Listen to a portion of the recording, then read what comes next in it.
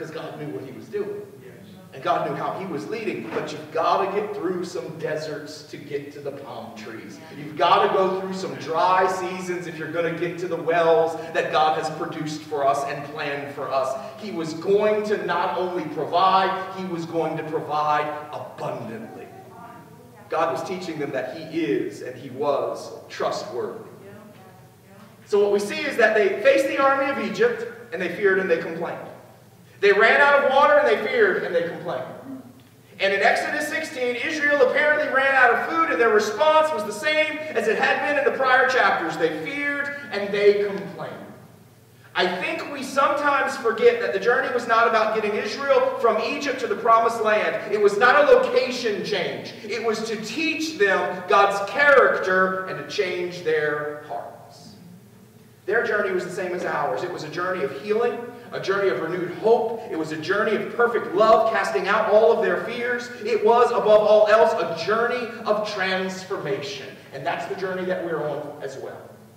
We may not know the location that we're headed physically. The geography may not be the same, but we're all in the same journey where God has scooped us from the bondage of sin, and he is now leading us to transform us until we are just like Jesus. And in that place, in that journey, there are going to be seasons where there are enemies, where there are droughts, where there are famines, where there are fears, where there are broken hearts, where there are broken dreams, where there are unexpected failures, and all along the way, God's saying, I know what's coming. Trust me.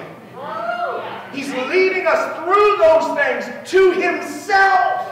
He's not leading us to promises. He's leading us to himself. There are promises along the way. But think of this with me. Every promise you receive on earth has an end date. Every single one of them. The one thing that never ends is knowing God. That's eternal life. Knowing our Father and Jesus Christ whom he sent. So all of your promises of jobs and houses and health and marriages and children and all this stuff that are good things, they're all temporary things that God is either giving or not giving to make you like Jesus so you can know the heart of the Father.